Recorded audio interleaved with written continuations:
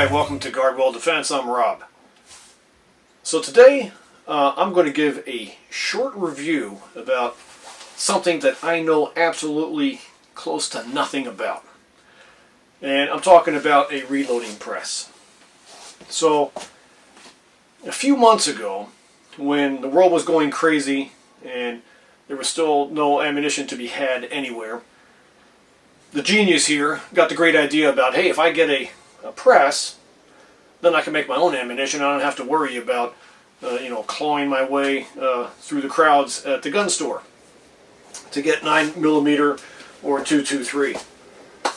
And so after a lot of internet research, I chose the company Dillon Precision, and I purchased from them one of their packages and got the Dillon 750 XL.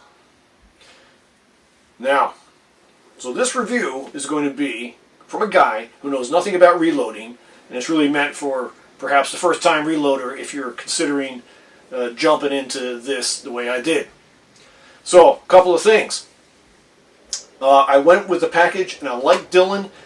They have a bunch of videos on their website, and there's a guy named Gary, the Living Manual, who walks you through from step A to Z on how to put this thing together.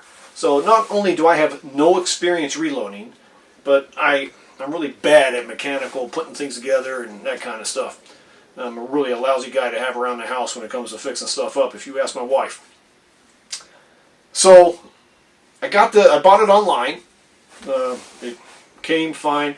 I reviewed those videos several times, and along with Gary, the Living Manual, on the video, I put this thing together. The first challenge was having a bench to reload on, and so I had to make this one. I made it about 32 inches high. You can see it's about 4 feet by 2 feet, and fits my space nicely. I purchased this case feeder, which is an addition. It doesn't come with the Dillon 750, but I purchased a case feeder. It mixes up the cases and drops them down this tube. This thing's set up really nicely according to plan, with a couple of exceptions which were really frustrating for me. And those exceptions are, you can't see it from that angle, but there is a bar here, and it's called the primer slide operating rod.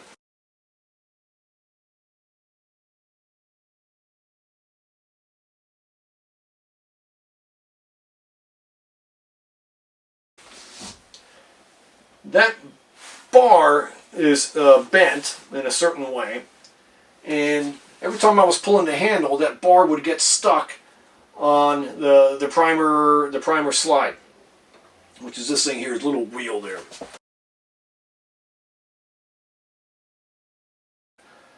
And the result would be the primer would not be set up to go into the shell. And I'd get around at the other end, and there'd be no primer in it, and there'd be flakes of gunpowder everywhere. Which, by the way, I read on the internet a good way to clean that up is using a cloth with alcohol, and that works like a charm in cleaning up little flakes of gunpowder. So, I mentioned this to a friend of mine who's a long time, 30 years plus experience in reloading, Jay.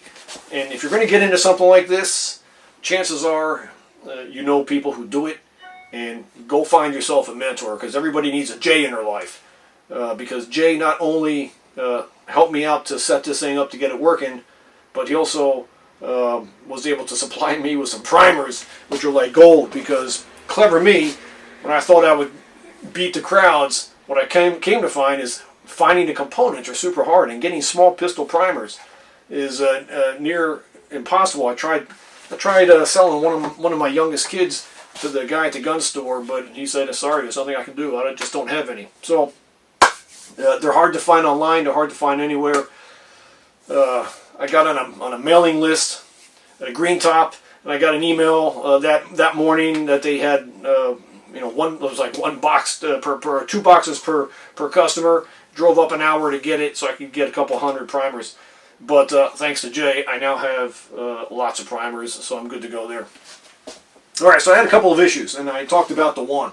The other thing is that same prime slide operating rod was moving laterally, and by doing that, it would cause the same issue. After several cranks of the handle, that darn thing would get stuck here, and the primer wouldn't feed, and I'd have some primers falling down and gunpowder. I talked to Jay. Jay says to me, "Yeah, you got to put like a 4-degree bend in there." I'm like, "Jay, you know, if I go and try to put a 4-degree bend in anything, number one, it'll be like an 80-degree bend and it'll be bent the wrong way." So he graciously came over, and sure enough, he manhandled that sucker, made a little bit more of a bend than it already had in it, but I still had a little lateral movement. So, not being completely devoid of intelligence in these matters, I took some hanger wire and just tied it around, and now that takes care of that. The thing does not move. Now, I did call Dillon. Dillon has a fantastic reputation for customer service. And sure enough, I had a very patient guy on the other side. He probably hears the same stupid questions 10,000 times in a day. And at the end of the conversation, he decided to just send me a bunch of parts, and I got replacement parts. So I do have that new prime slide operating rod. But I figure since the picture wire is working just fine right now, I'll wait until that doesn't work, and then I've got the other bar. So good to go there. The other issue I had, however, was in the primer pickup tubes. The one I had, the one that came with the system, the primer got stuck in the tube, and no amount of swearing or poking, which I did rather gingerly, would get that sucker out. And so I just ordered a 4-pack of additional primer pickup tubes, and now it works like a charm. So I mentioned that I got the case feeder, and what that does is it mixes them around and it drops them into the tube here. Once that's done, really all you're doing is cranking this handle. And so every time I do this,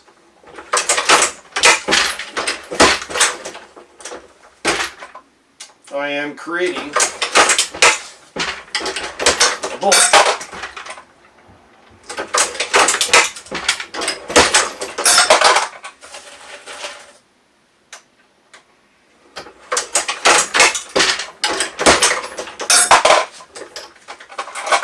That's all there is to it. You know, the ability to crank out, 30, 40 rounds in a space of a couple minutes is a beautiful thing. And you get a lot of satisfaction of going to the range and shooting rounds that I made at home. So I figure if I do this for the next 10 years, I'll finally break even, because this thing is not inexpensive. We're talking a couple $1,000s. I also didn't want to skimp on things like my scale and my calipers. Things that are important for making sure that you're getting the type of rounds that you want. So that's it in a nutshell. If you know nothing about reloading, and if you're lousy at putting things together, the Dillon 750 XL is still an excellent way to go. Find yourself a person like Jay, and Jay, thank you for all the guidance and mentorship on this stuff. Greatly appreciate it. If you got any comments or questions, yeah, please let me know. Thank you.